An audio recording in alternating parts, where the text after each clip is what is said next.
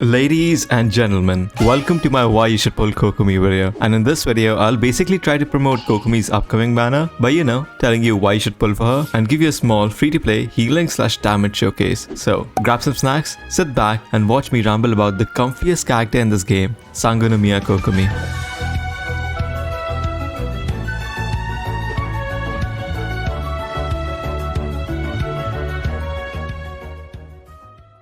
Now, this is coming from a Zhongli main, but Kokomi might just be the comfiest character in this game. Cause in most teams, you'll probably carry a shielder or a healer. And Hoyoverse has also kinda tried to nerf shields with the new bleeding effect, but this whole thing does not affect Kokomi. Cause as long as you have the jellyfish active, you will survive. She is also extremely free-to-play friendly. For example, you could use the craftable catalyst known as the prototype Amber if you want to make her a dedicated healer, or even the 3-star book, The Thrilling Tales of Dragon Slayers. And we get this weapon from Wishing, and you probably have it at R5 by now. And with this book, she can give up to 48% more attack to your DPS. Also, with the release of Sumeru, we have also gotten a whole new element, Dendro. And Dendro has unlocked a whole new set of teams for her. You can build some good, big PP damage Bloom, Hyper Bloom, or even some Burgeon teams with her. And what makes this whole thing better is that we get 2 Dendro units, Kolei and the Traveler, for free. So you can mess around with them and try new team comps.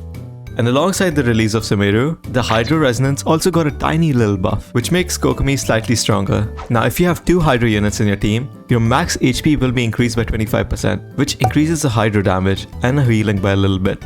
Also, if you have friends that play Genshin and you do co-op with them, Kokomi would be a really good addition to your team, because you can make sure that they don't die, and also you can give them some Hydro application. Let's take a moment to appreciate her idols, because if you were to go AFK, you won't be disturbed by Mr. Lee talking about his wine, or your local funeral parlor director going on about some hillachers, because when you come back to Kokomi, you'll see a small little fish kissing a bigger fish.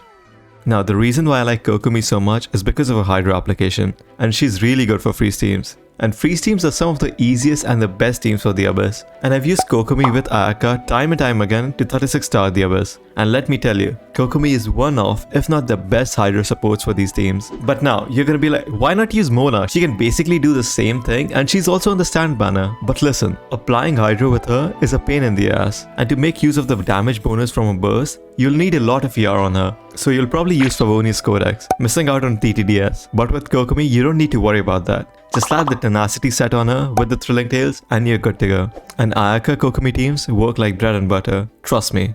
Now serious stuff aside, she also has a very weird ability where she can turn into Jesus during her burst. Honestly, this thing is not very special and the uses are very niche, but you still get to flex it on your friends, so it's kinda worth it. Another great thing about Kokomi is that you don't need to worry too much about the substats on her artifacts, cause you know the pain of building new characters.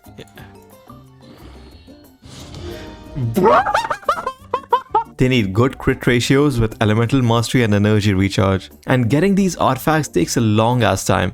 But with Kokomi, you don't need to worry much about that, because as long as you manage to get the right main stat and some energy recharge on the side, you are good to go. By the way, Kokomi's character banner is also really good. First, we have Xingqiu, who's like every Pyro main DPS's best friend. He's honestly one of the best Hydro supports in the game. We also have a favorite alchemist, Sucrose.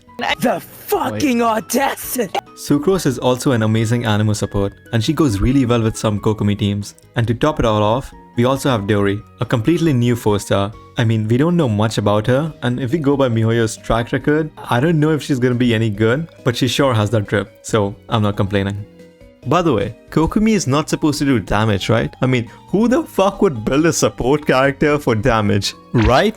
So this is my DPS Kokomi build. She has around 36,000 HP and she's using the R5 prototype Amber. For the artifacts, I've given her the Ocean Hued Clamp set. Tenacity should have been better, but this Ocean set kind of fits her really well. And to be honest, that's all I really care about. For the main stats, she has HP percent, Hydro damage bonus and healing bonus. She's at C0 and her talents are at 6, 8 and 8. So now, here's a quick Kokomi showcase.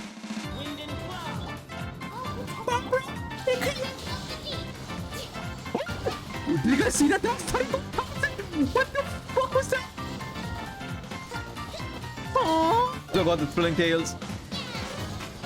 30k charge attack. What the fuck? Look at the jellyfish going after that. Aww. Look at the jellyfish running after that thing.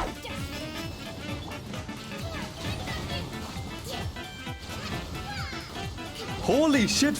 Oh my god. Aww.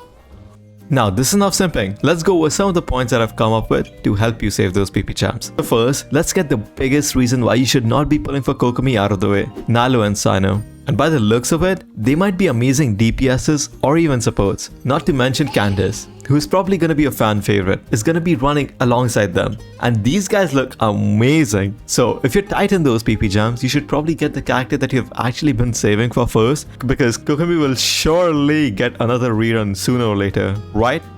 Reason number 2, you won't survive without her. So here's the thing about Kokomi. Once you become a Kokomi main, you'll get spoiled. Every time you take damage, you're gonna be like, you know what? It's fine. I have Kokomi on my team. In fact, I've gotten so used to using Kokomi on my team that I don't even worry about my Ayaka's health in the Abyss. And this also means that I kinda die a lot when I'm not using her in the overworld. I mean, it's my brother playing, so it doesn't count, but still. Kokomi's signature weapon is not worth pulling for at all. The donut looks good on her, but that's about it. So even if you're a whale, do not go for it. You're honestly much better off using the TTDS for your teams or even the prototype Amber. In fact, this weapon banner might be the worst weapon banners that have ever been created. So unless you're like a die-hard Kokomi fan, do not pull or even go close to the weapon banner.